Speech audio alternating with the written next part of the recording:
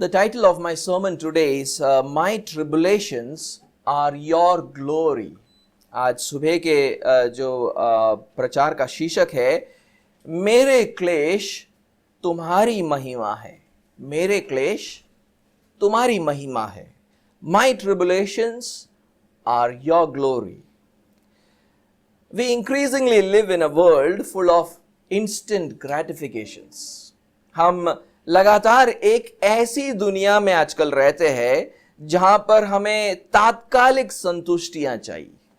तात्कालिक ऐसे संतुष्टियों से हमारा दुनिया भरा हुआ है. I remember how in the 90s we had to wait for years after we gave our application to the Department of Communications to get our landline at our house. मुझे याद है कि 90 के दशक में कैसे डिपार्टमेंट ऑफ टेलीकम्युनिकेशन को याचना देने के बाद हमें सालों इंतजार करना पड़ता था एक लैंडलाइन फोन के लिए. Today if you apply for a landline phone you will get it tomorrow. आज अगर आप ऐसी ही एक याचना दो तो आपको लैंडलाइन फोन कल मिल सकता है. I remember how as children we used to go with our parents to a restaurant to have a dinner once in a while. हमको याद है कि हम जब बच्चे थे तो हमारे पेरेंट्स के साथ हम कभी कभी डिनर पर किसी रेस्टोरेंट में जाते थे. The most frustrating part there was to wait for the food. सबसे मुश्किल चीज वहां पर यह था कि खाने के लिए इंतजार करना. They would take 15 minutes, sometimes even 25 minutes after the order to bring the food. तो यानी कम से कम 15 मिनट या फिर कभी कभी 25 मिनट लगा देते थे ऑर्डर देने के बाद खाना लेकर आने को. The other day I went with my son to a fast food joint. After I ordered, within 2 minutes the order was ready. मैं कुछ दिनों पहले अपने बेटे के साथ एक फास्ट फूड जॉइंट में गया, ऑर्डर दिया और 2 मिनट के अंदर खाना तैयार हो गया. But this world of instant gratifications is not good for a Christian. ये जो तात्कालिक संतुष्टियों वाली ये जो दुनिया है वो एक मसीही के लिए शायद अच्छा नहीं है.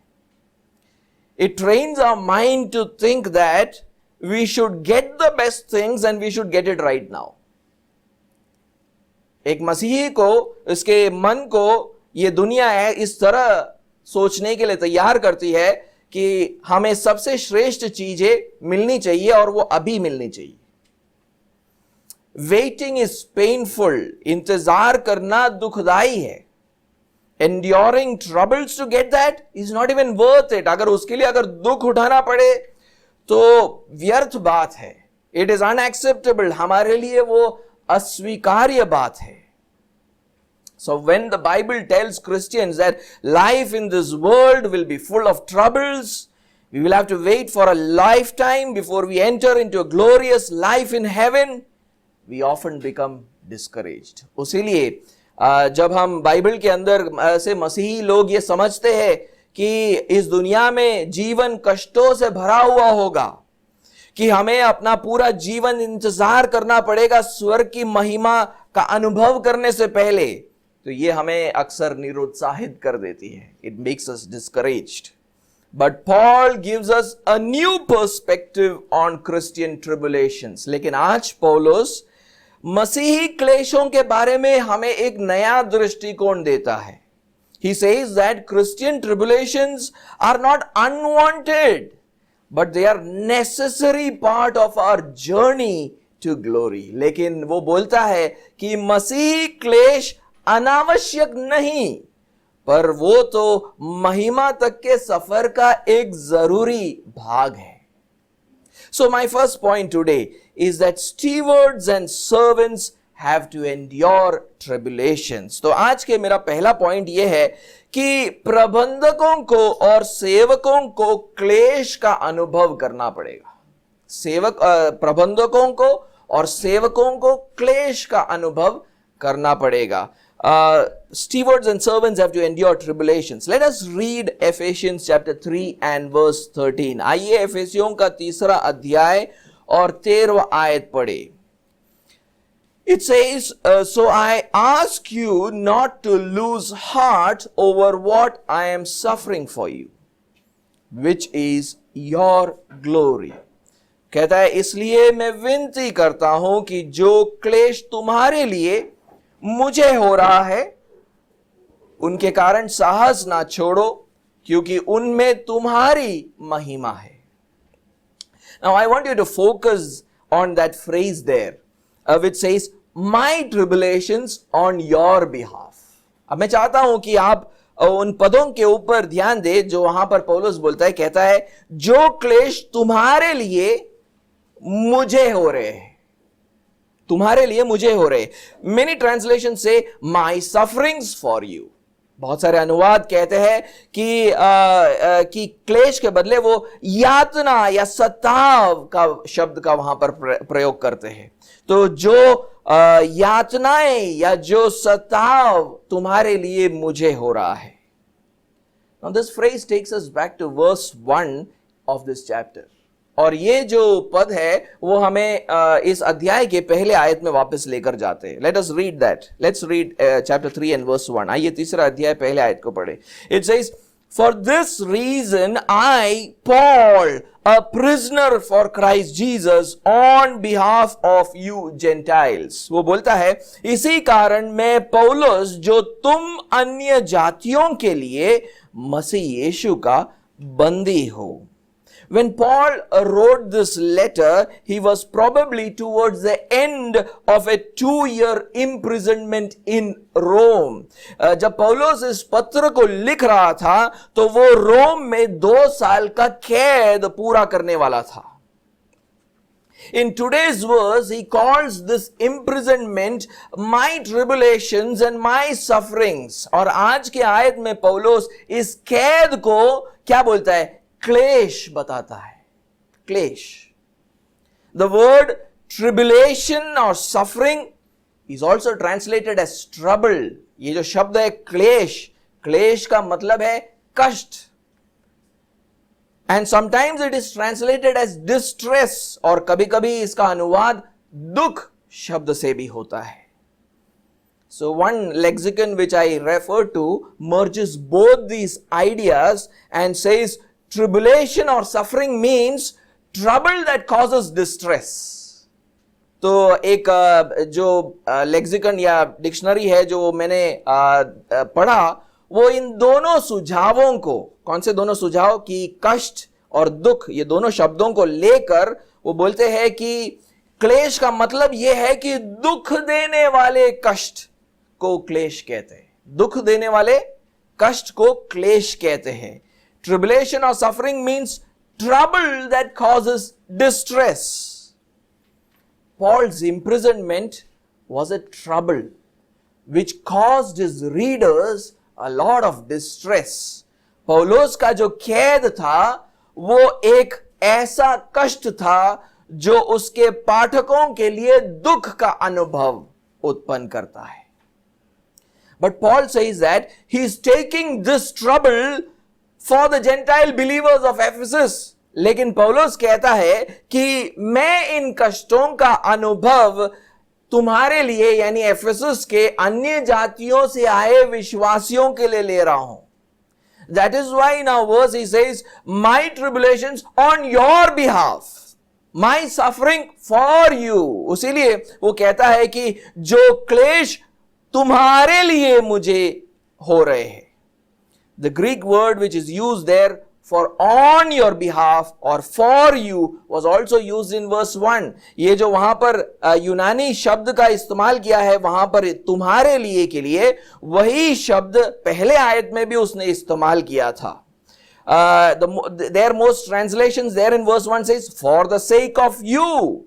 अंग्रेजी में वहां पर ऐसा लिखा गया है for the sake of you. Paul says that he was a prisoner for their sake. पौलुस बोलता है कि तुम्हारे लिए, उनके लिए वो एक बंदी बन चुका है. Why does Paul say that his tribulations are for the Gentile believers of Ephesus? पौलुस क्यों ये बोलता है कि उसके क्लेश एफिसुस के अन्य जातियों से आए विश्वासियों के लिए है? Paul knew that the tribulations or sufferings that he undergoes is on account of his preaching ministry to the Gentiles. पौलुस जानता था कि उसके क्लेश जो है वो अन्य जातियों के लिए उसके प्रचार के सेवकाई के कारण वो इन क्लेशों का अनुभव कर रहा है. Jesus had commissioned him for that purpose. बल्कि यीशु मसीह ने इस उद्देश्य से उसको प्रमाणित किया था. He would preach the gospel and Gentiles would receive salvation through faith in the gospel. वो सुसमाचार का प्रचार करे और अन्य जाति उस सुसमाचार पर विश्वास कर उद्धार को पाए. And Jesus had told Paul that as he carries on this preaching ministry to the Gentiles, he will have to suffer for it. और यीशु मसीह ने उससे कहा था कि तू जैसे जैसे ये प्रचार करेगा, वैसे अन्य जातियों से प्रचार करेगा, वैसे वैसे तेरे क्लेश बढ़ते जाएंगे. उसको बहुत से दुख उठाने पड़ेंगे इस बात को करने के लिए. Let us read what Jesus Christ says to Ananias about Paul's ministry in Acts chapter 9 and verse 16. आइए हम प्रेरितों के कृत्य 9वें अध्याय और उसके 16वें आयत में ये पढ़े कि यीशु मसीह हनन्याह को पौलुस की सेवकाई के बारे में क्या बोलता है. Acts chapter 9 and verse 16.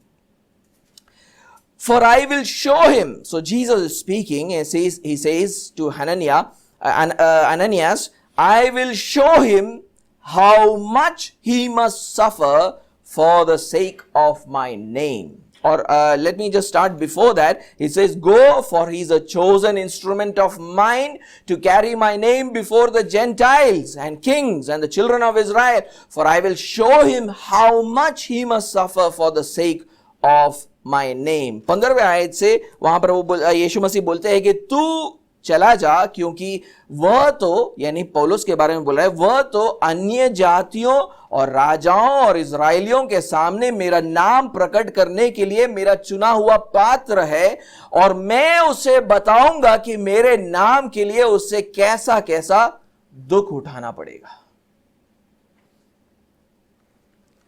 So Paul's primary ministry was to the Gentiles. पौलुस का जो प्रमुख सेवकाई था वो अन्य जातियों के बीच में था. He told them that they could receive salvation if they believed that Jesus Christ died on the cross for their sins. वो ये प्रचार करता था उनके सामने कि अगर वो यीशु मसीह के ऊपर विश्वास करे, जिसने क्रूज पर उनके लिए जान दिया, उनके पापों के लिए जान दिया, तो वो उद्धार को प्राप्त कर सकते हैं. Because of Jesus' sacrifice, God forgives your sins and you can have access into God's presence. वो ये प्रचार करता था उनके सामने कि यीशु मसीह के बलिदान के द्वारा तुम्हारे पापों को परमेश्वर क्षमा करता है और तुम्हें परमेश्वर की उपस्थिति में जाने का अब अधिकार दिया जाता है. But Paul got into trouble with the Jews. लेकिन इस संदेश के कारण पौलुस यहूदियों के कारण कष्टों में पड़ गया. यहूदियों ने उसका विरोध किया. The Jews insisted that the law of God, you have to keep the law of God in order to receive salvation. यहूदी लोग ये बोलते थे कि अगर उद्धार प्राप्त करना है तो परमेश्वर की व्यवस्था या उसके नियमों का पालन करना जरूरी है. The gospel message is always in conflict with other religious ideas. सुसमाचार का जो संदेश है वो हर धार्मिक संदेश से के विरोध में खड़ा रहता है. क्यों? Why? Christians believe that in order to receive salvation, a person needs to just put his faith in Jesus Christ. मसीही लोग ये मानते हैं कि एक व्यक्ति को उद्धार पाने के लिए यीशु मसीह पर सिर्फ विश्वास करना पड़ता है. But other religions believe that we can receive salvation only through our good works. लेकिन बाकी धर्म ये बोलते हैं कि आपको अगर उद्धार पाना है तो सिर्फ एक ही रास्ता है, आपके अच्छे कर्मों से आप उद्धार पा सकते हो. That is why the Jews in those days kept insisting that we have to keep the law of God to receive salvation. इसीलिए यहूदी उन दिनों में लगातार इस बात पर जोर डालते रहे कि अगर उद्धार प्राप्त करना है तो परमेश्वर की व्यवस्था को पूरा करना जरूरी है. That is why in our verse, that is why they disagreed with Paul's gospel and therefore he got imprisoned. उसीलिए वो पौलुस के सुसमाचार से असहमत थे, उसको वो बंदी गृह में डाल देते हैं. That is why in our verse Paul tells the Gentile believers that my tribulations are on your behalf, my sufferings are for you. उसीलिए पौलुस अन्य जातियों से आए विश्वासियों से कहता है, ये क्लेश तुम्हारे लिए मुझे हो रहा है. But this will be the condition of every faithful steward and servant of God. लेकिन ये अवस्था परमेश्वर के हर विश्वास योग्य प्रबंधक और सेवक की होगी. We are all stewards of God's grace. हम सब परमेश्वर के अनुग्रह के प्रबंधक हैं. This stewardship is given to us in the form of spiritual gifts. ये प्रबंध को हमें आत्मिक वरदानों के रूप में हमें दिया जाता है. It is part of our salvation. ये हमारे उद्धार का भाग है. And when we exercise these spiritual gifts, the grace of God flows into other people's lives. जब हम परमेश्वर के वरदानों को कार्य में लेकर आते हैं, हम जब उसको इस्तेमाल करते हैं, तो परमेश्वर का अनुग्रह हमारे जीवन से दूसरों के जीवन में पहुंचता है. That is why, so in this way we serve with our spiritual gifts. इसलिए हम हमारे वरदानों से दूसरों की सेवा करते हैं. That is why stewards of God's grace are also called servants. उसीलिए परमेश्वर के अनुग्रह के प्रबंधकों को क्या कहा जाता है? सेवक भी कहा जाता है. उनको सेवक भी कहते हैं. This is written very clearly in 1 Peter 4 and verse 10. और ये बिल्कुल स्पष्ट रूप से पहले पत्रस 4 अध्याय और उसके 10वें आयत में लिखा है. Let's read that. 1 Peter chapter 4 and verse 10. पहला पत्रस 4 अध्याय 10वां आयत. As each has received a gift, use it to serve one another as good stewards of God's varied grace. So, you are stewards of God's grace, and therefore you have received a spiritual gift. Now you use it to serve one another. वहां ऐसा लिखा गया है, जिसको जो वरदान मिला है वह उसे परमेश्वर के नाना प्रकार के अनुग्रह के भले भंडारियों के समान एक दूसरे के सेवा में लगाए. तो यानी भंडारी का मतलब है प्रबंधक. क्योंकि तुम एक प्रबंधक हो तो तुम सबको एक वरदान मिला है. अब वो बोल रहा है इस वरदान का तुम इस्तेमाल करो. किसके लिए? दूसरों की सेवा करने के लिए. वहां पर यह बोला जा रहा है. The same thing had happened in Paul's life.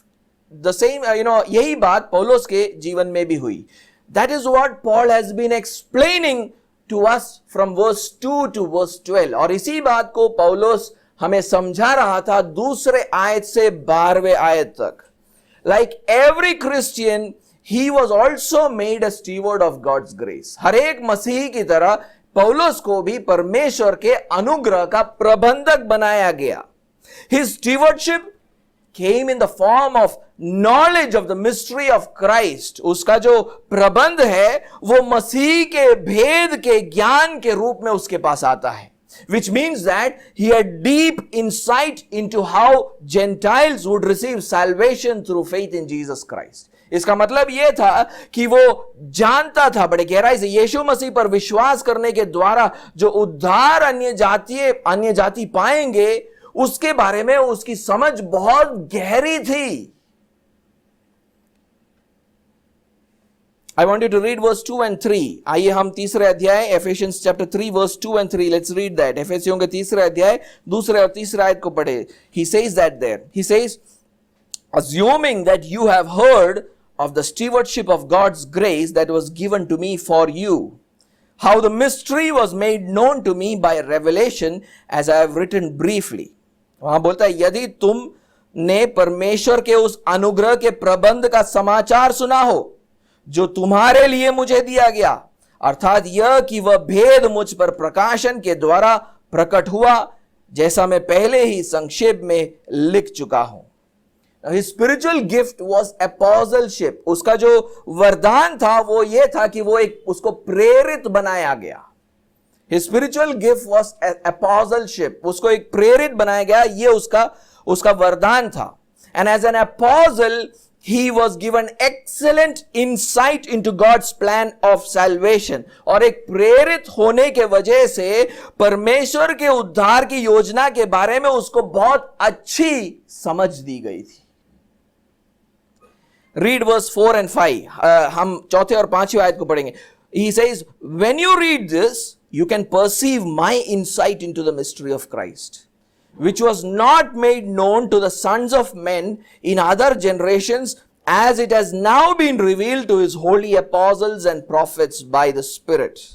उसलिए वो बोलता है जिससे यानी इस पत्र को तुम पढ़कर जान सकते हो कि मैं मसीह का वह भेद कहां तक समझता हूं, जो अन्य समयों में मनुष्यों की संतानों को ऐसा नहीं बताया गया था, जैसे कि आत्मा के द्वारा अब उसके पवित्र प्रेरितों और भविष्यवक्ताओं पर प्रकट किया गया है. And he used this spiritual gift to serve the Gentiles. और उसने इस वरदान का इस्तेमाल किया अन्य जातियों की सेवा में. He served the Gentiles by preaching and teaching the gospel to them. और उसने उनकी सेवा की कैसे? सुसमाचार का प्रचार करके, उसकी शिक्षा अन्य जातियों को पहुंचाकर. That is why he calls himself a servant of the gospel. इसीलिए वो अपने आप को सुसमाचार का सेवक बताता है. I want you to read verse 6 and 7. मैं चाहता हूं कि 6वें और 7वें आयत को भी आप पढ़े. देखिए वहां पर क्या लिखा है. He says, this mystery is that the Gentiles are fellow heirs, members of the same body, and partakers of the promise in Christ Jesus through the gospel. Of this gospel I was made a minister or servant. The word there, a servant, according to the gift of God's grace which was given me by the working of his power. वो बोलता है कि अर्थात यह कि मसीह यीशु में सुसमाचार के द्वारा अन्य जाति लोग मिरास में साझी और एक ही देह के और प्रतिज्ञा के भागी है. मैं परमेश्वर के अनुग्रह के उस दान के अनुसार जो उसकी सामर्थ के प्रभाव के अनुसार मुझे दिया गया, उस सुसमाचार का सेवक बना. But his stewardship and servanthood produced a lot of tribulations or sufferings for him. लेकिन उसके प्रबंध ने, उसकी सेवा ने, उसके जीवन में बहुत से क्लेशों को उत्पन्न किया. He spent much time in prisons. उसने काफी समय बंदी गृहों में बिताया. About which he has already spoken in verse 1. जिसके बारे में वो पहले आयत में हमें बताता भी है. If you are a steward of God's grace, and if you use that stewardship to serve others, there will be tribulations or sufferings in your life. अगर आप परमेश्वर के अनुग्रह के प्रबंधक हो, हर एक मसीह है, और आप उस प्रबंध का इस्तेमाल दूसरों की सेवा के लिए लगाओगे, तो आपके जीवन में क्लेश और दुख उत्पन्न होंगे. That is why Paul says in 2 Corinthians chapter 6 and verse 4 and 5 that his tribulations or sufferings prove that he is a servant of God. उसीलिए दूसरे कोरिन्थियों के 6वें अध्याय और उसके 4 और 5वें आयत में वो कहता है कि ये क्लेश इस बात का सबूत है कि मैं परमेश्वर का सेवक हूं. Let's read that 2 Corinthians chapter 6 and verse 4 and 5. एक बार हम दूसरे कोरिन्थियों के 6वें अध्याय और उसके 4 और 5वें आयत को पढ़े. But as servants of God we commend ourselves in every way. How does he commend himself as a servant of God? He says, by great endurance in afflictions, hardships, calamities, beatings, imprisonments, riots, labors, sleepless nights, hunger. वो कहता है, परंतु हर बात से परमेश्वर के सेवकों के समान अपने सद्गुणों को प्रकट करते हैं. यानी वो एक सेवक होने के सद्गुण प्रकट करता है. कैसे? बड़े धैर्य से, क्लेशों से, दरिद्रता से, संकटों से, कोड़े खाने से, कैद होने से, हुल्लड़ों से, परिश्रम से, जागते रहने से, उपवास करने से। He is not talking just about himself, but also about his co-workers there. वहां पर वो सिर्फ अपने बारे में नहीं बोल रहा है, अपने सहकर्मियों के बारे में भी बोल रहा है। The same thing should happen in the life of every believer because we are all stewards and servants. और ये ही बात जो है हम हर विश्वासी के जीवन में होना चाहिए, क्योंकि हम सब परमेश्वर के प्रबंधक और सेवक हैं। I want you to look at the example of the churches in Macedonia. मैं चाहता हूं कि आप मकिदुनिया के कलीसियाओं का उदाहरण देखें। Paul talks about them in 2 Corinthians chapter 8 and verse 1 and 2. पौलुस उनके बारे में दूसरे कुरिन्थियों के 8वें अध्याय और पहले 2 आयतों में बात करता है। Let's read that. He's talking about the churches in Macedonia. मकिदुनिया के कलीसियाओं के बारे में यहां पर बात कर रहा है। He says, "We want you to know, brothers, about the grace of God that has been given among the churches of Macedonia. For in a severe or through a severe test of affliction, their abundance of joy and their extreme poverty have overflowed in a wealth of generosity on their part." वो बोलता है, अब हे भाइयों, हम तुम्हें परमेश्वर के उस अनुग्रह का समाचार देते हैं जो मकिदुनिया की कलीसियाओं पर हुआ है, कि क्लेश की बड़ी परीक्षा में उनके बड़े आनंद और भारी कंगालपन में उनकी उदारता बहुत बढ़ गई। In verse 1, Paul talks about the grace of God given to these churches. पहले आयत के अंदर पौलुस परमेश्वर के उस अनुग्रह के बारे में बात करता है जो इन कलीसियाओं पर हुआ है। They had received the gift, a spiritual gift of generous giving. उन्होंने वरदान पाया था परमेश्वर से, किसका? उदारता से देने का वरदान पाया था। उदारता से वो लोगों को देते थे। And Paul asked them to contribute to the needs of the poor believers in Jerusalem. और पौलुस इन कलीसियाओं से बोलता है कि यरूशलेम के जो गरीब विश्वासियों के लिए तुम कुछ दान इकट्ठा करो और उनको भेज कर दो। But the most surprising thing is that they themselves were very poor. सबसे अचंभे की बात यह है कि ये कलीसियाएं खुद कंगाल थी। समझ रहे हो? God gave the gift of giving to poor people. परमेश्वर ने दान देने का वरदान गरीबों को, कंगालों को दिया। Why does he do that? क्यों ऐसा करता है? That is how he tests the faithfulness of his stewards. इस तरह वो अपने प्रबंधकों के विश्वास योग्यता को परखता है। He asked, that is why he asked an ineloquent Moses to go and speak to the nation of Israel. उसीलिए एक ऐसे मूसा से जो बोलने में निपुण नहीं था, उसको बोलता है कि इजराइल के देश के साथ तुम जाकर बात करो। He calls a timid and skeptical Gideon to be a valiant warrior. वो जो गिदियोन डरपोक और संदेह से भरा हुआ था, उसको एक शूरवीर सूरमा बनने के लिए बुलाता है। In the same way, God gave the gift of giving to the churches in Macedonia. इसी तरह परमेश्वर ने उदारता से देने का दान मकिदुनिया के कंगाल कलीसियाओं को दिया। And they used this gift to serve their fellow brothers and sisters in Jerusalem. और उन्होंने ये वरदान का इस्तेमाल भी किया अपने भाइयों और बहनों के लिए जो यरूशलेम में रहते थे। In fact, one of these churches in Macedonia, the church in Philippi, shared its resources with Paul when he was in need. बल्कि इनमें से एक कलीसिया जो मकिदुनिया की कलीसियाओं में से एक था, फिलिपी की कलीसिया, और ये इस कलीसिया ने पौलुस के साथ अपने साधनों को बांटा जब पौलुस जरूरत में था।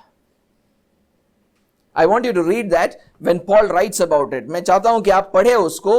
फिलिपियों का 4 अध्याय और उसका 14वां और 18वां आयत हम पढ़ेंगे। Let's read that in Philippians 4 verse 14 and verse 18. So Paul says to the Philippian church, yet it was kind of you to share my trouble.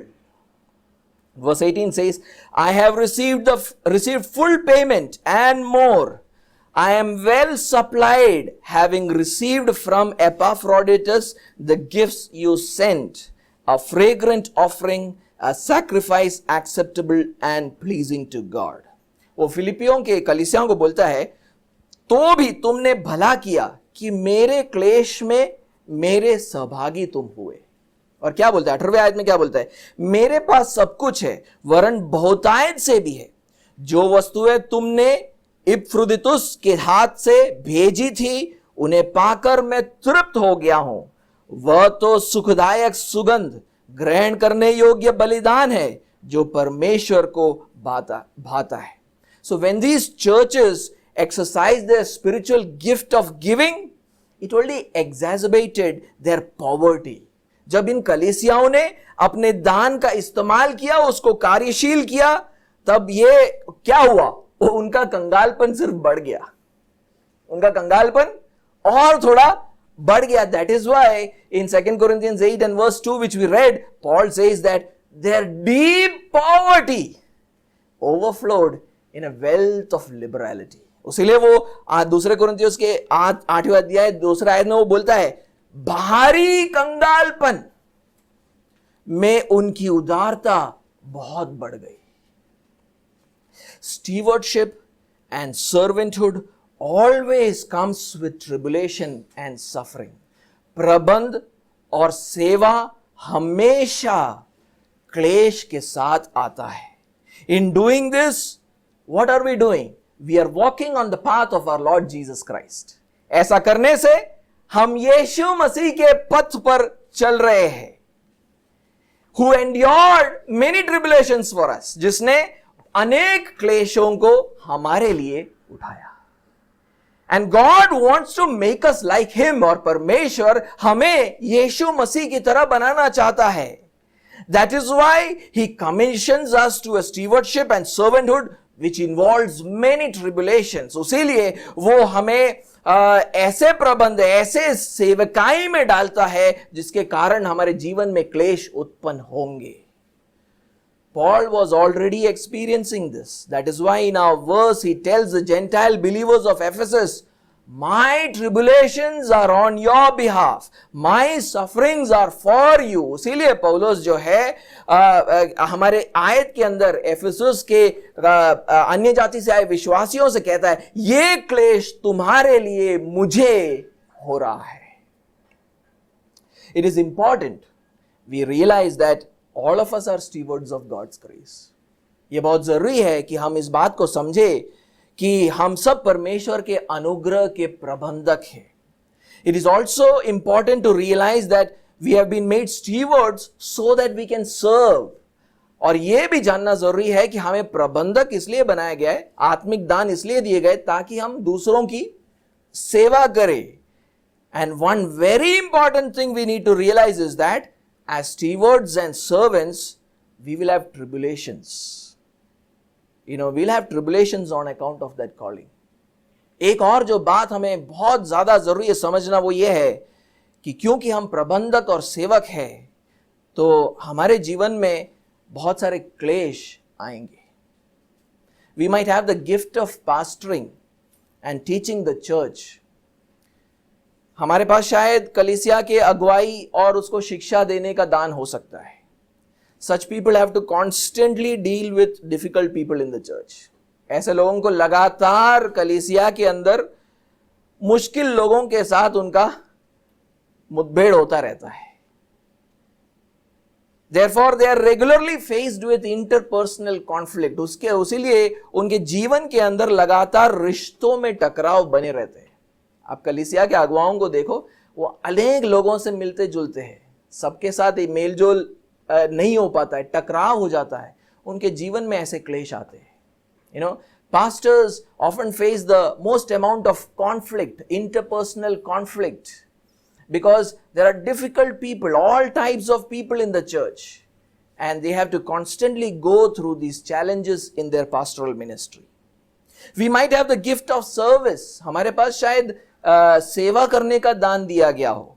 Such people will also have their share of tribulations. ऐसे लोगों का भी जीवन के अंदर क्लेश होंगे.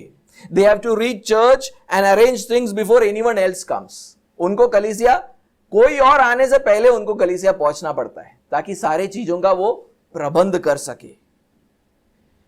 And we have to leave the church only after we wrap up everything. और हम कलीसिया पहले छोड़ के भी नहीं आ सकते, सबसे आखिर में जाना पड़ता है. सारे चीजों को समेटने के बाद ही जो सेवा करने वाले लोग हैं वो यहां से जा सकते हैं.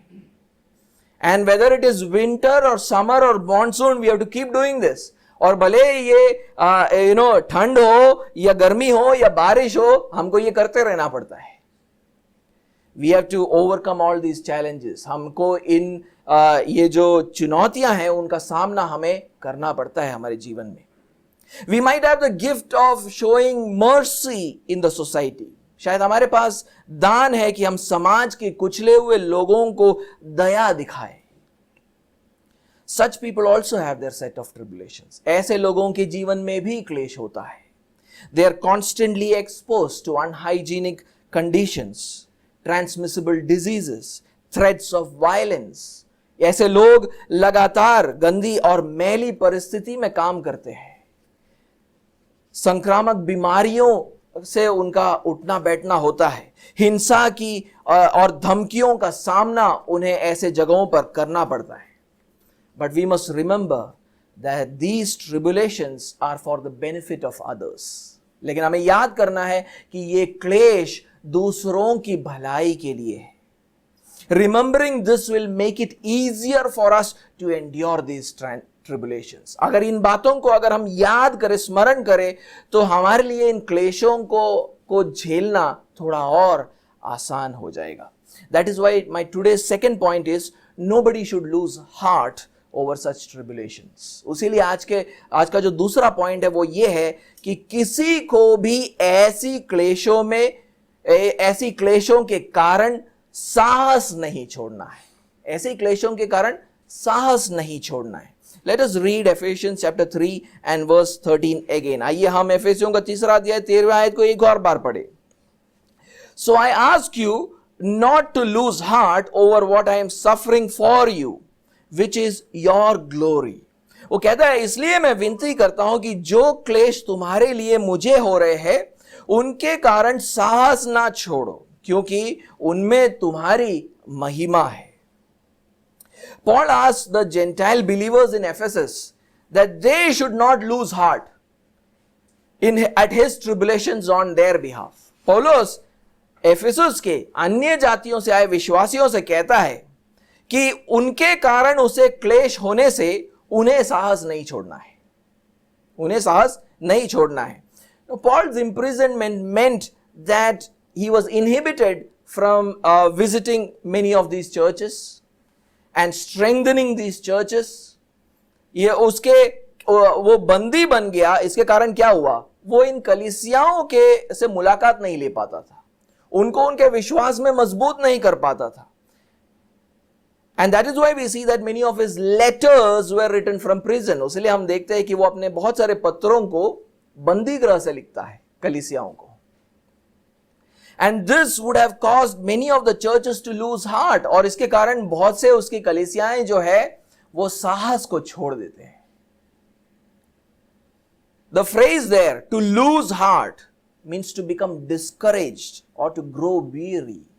वहां पर जो शब्दों का इस्तेमाल किया गया है, साहस छोड़ देना. साहस छोड़ देने का मतलब क्या है? निरुत्साहित हो जाना, थक जाना.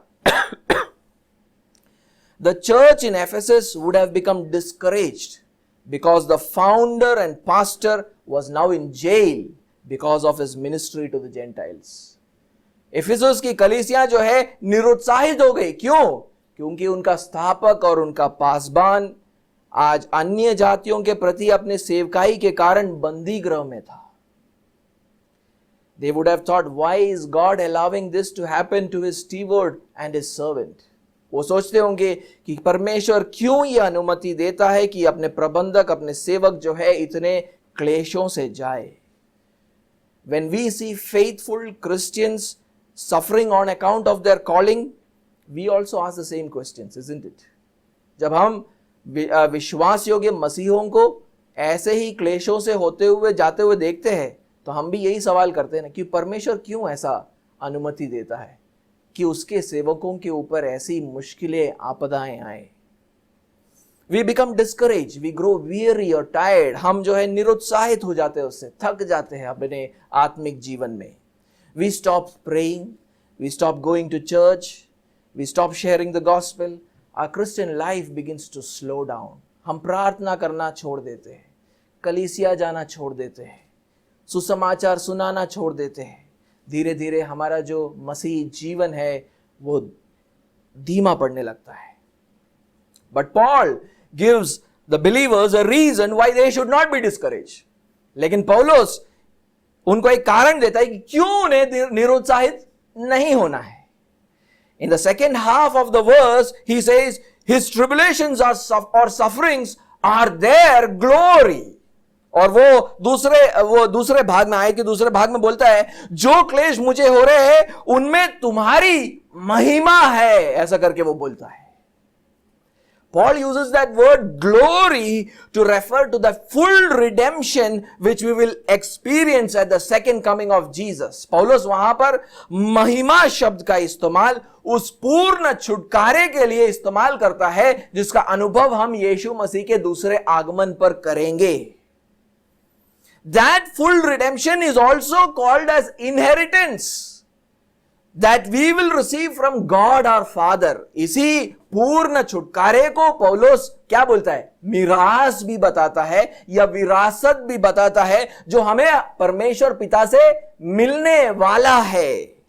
That is why in chapter 1 and verse 18 Paul had talked about the glory of his inheritance. इसीलिए उसने पहले अध्याय 18वें आयत में मिरास के महिमा के बारे में बात किया था. So in our verse Paul is telling the Gentile believers of Ephesus that his tribulations are their glory or full redemption. वो कहता है कि एफेसियों के अन्य जाति से आए विश्वासियों से कहता है, मेरे क्लेश तुम्हारे महिमा के लिए है, तुम्हारे पूर्ण छुटकारे के लिए है, which they will experience at the second coming of Jesus. जिसका अनुभव वो यीशु मसीह के दूसरे आगमन पर करेंगे. But how are the tribulations of Paul their glory or redemption? लेकिन पौलुस के क्लेश उनके महिमा या उनका पूर्ण छुटकारा कैसे होता है? It is simple. बिल्कुल सरल बात है. It is through his role as a steward of God's grace and servant of the gospel that Gentiles received redemption.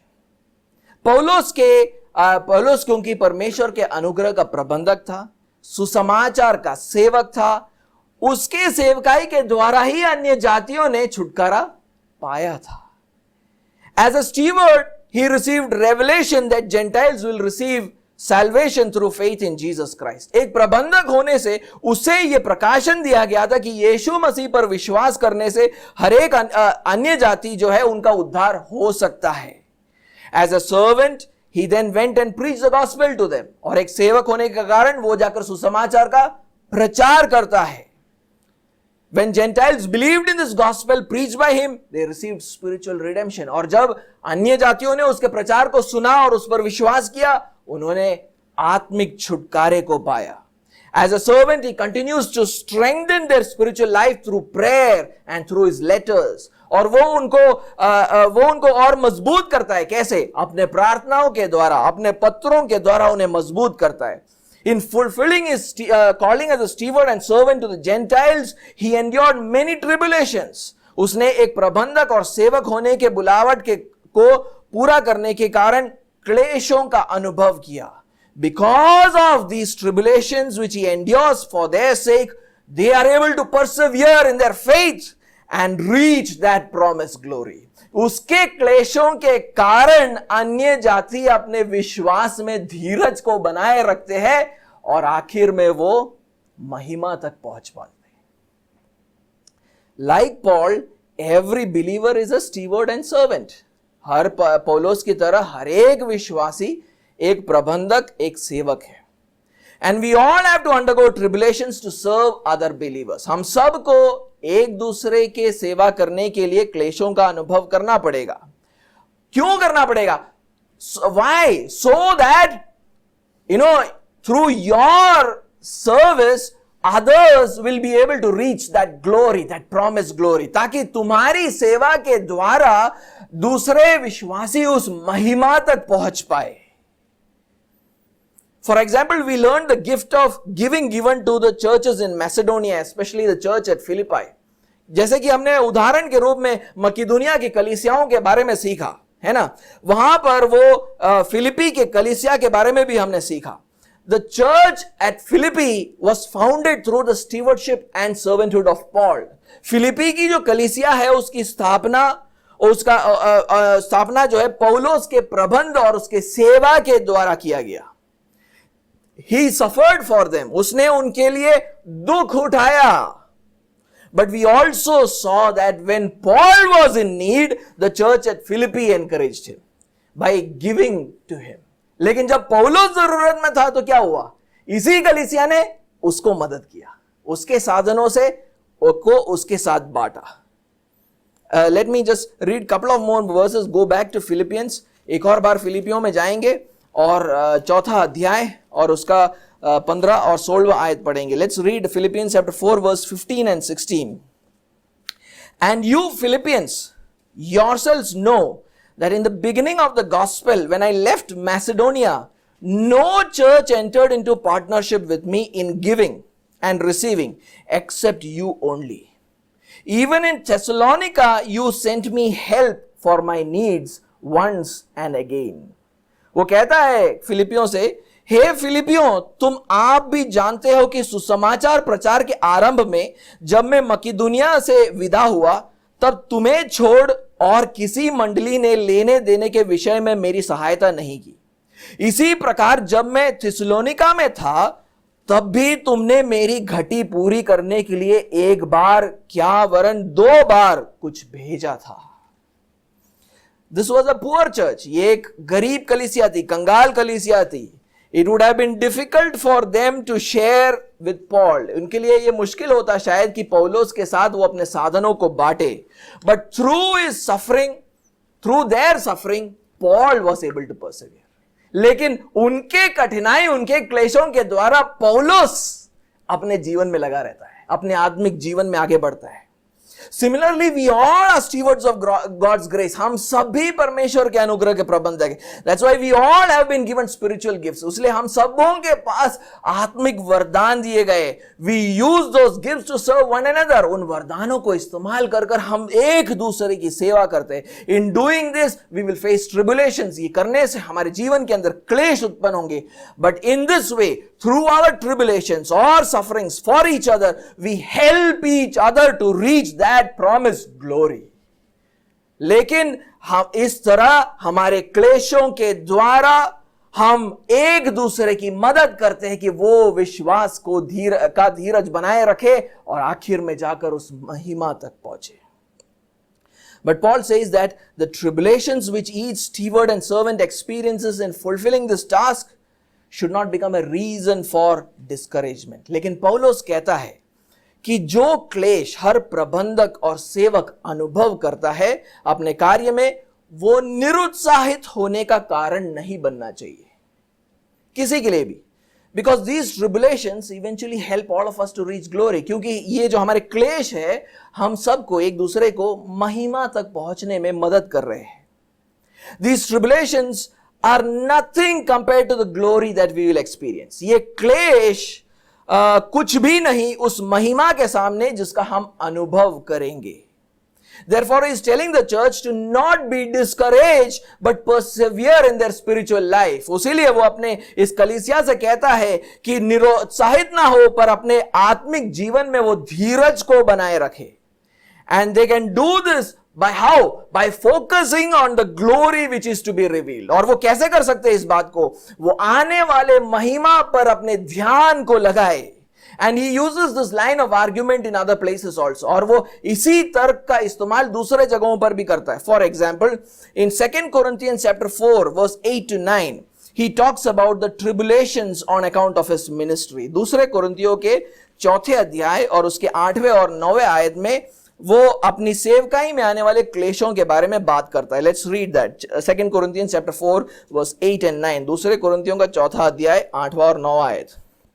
He says, we are afflicted in every way, but not crushed, perplexed, but not driven to despair, persecuted, but not forsaken, struck down, but not destroyed. वो बोलता है, हम चारों ओर से क्लेश तो भोगते हैं, पर संकट में नहीं पड़ते, निरुपाय तो है, पर निराश नहीं होते, सताए तो जाते हैं, पर त्यागे नहीं जाते, गिराए तो जाते हैं, पर नष्ट नहीं होते.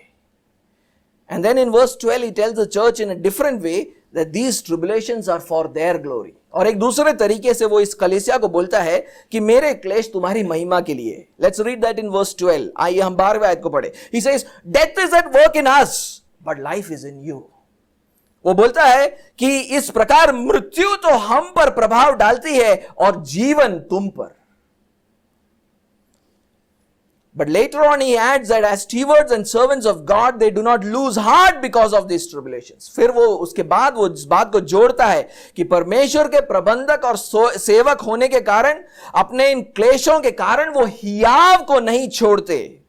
And the reason is that these tribulations are light and temporary compared to the weight and permanence of that coming glory. और वो बोलता है वो इसलिए है क्योंकि ये क्लेश वो आने वाले महिमा के महत्व और अनंतता के सामने हल्का और क्षण भर का है. हल्का और क्षण भर का है. Therefore they do not lose heart. उसलिए वो हियाव को नहीं छोड़ते, but continue to persevere looking at that eternal glory. बल्कि उस अनंत महिमा को देखते हुए अपने विश्वास में धीरज को बनाए रखते हैं.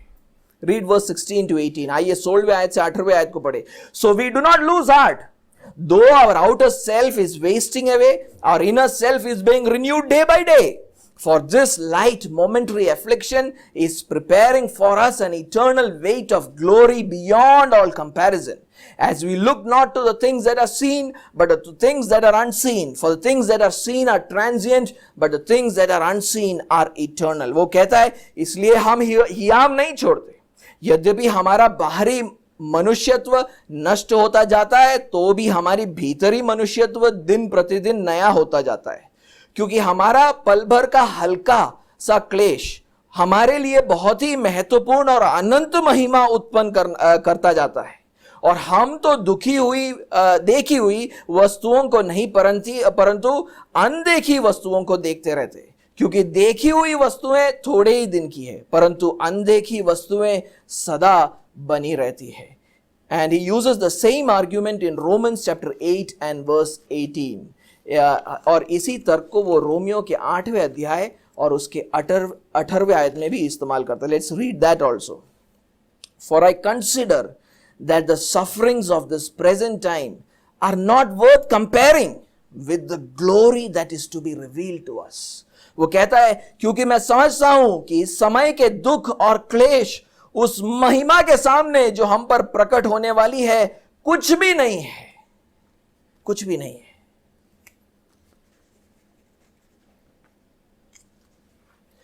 What Paul has said in this verse should open our minds to a new way of gospel living.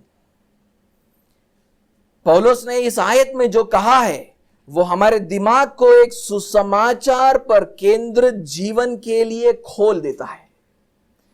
When servants of God want to take some troubles for others, we should not feel sad for them. अगर परमेश्वर के ऐसे सेवक हैं जो दूसरों के लिए दुख उठाना चाहते हैं, उनके कारण हमें हियाव छोड़ने की जरूरत नहीं है. हमें साहस छोड़ देने की जरूरत नहीं है. We should feel happy that somebody is willing to take troubles to serve others. बल्कि हमें तो खुश होना चाहिए कि कोई दूसरे के लिए दुख उठाने के लिए तैयार है. In fact, we should encourage them on that path. बल्कि हमें तो उसको उस रास्ते पर encourage, उसका साहस हमें बढ़ाना चाहिए.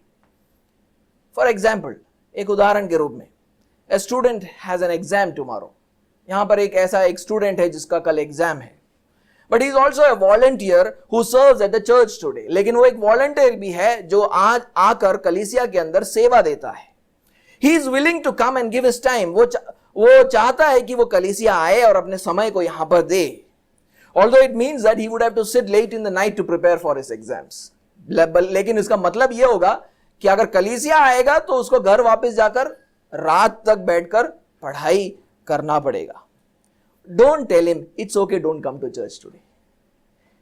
ऐसे बच्चों को आप ये ना बोले कोई बात नहीं बेटा, तू आज चर्च आना ही नहीं, कलीसिया आना ही नहीं, तू घर पे बैठकर पढ़. ऐसा मत बोलो उसको. Don't say that.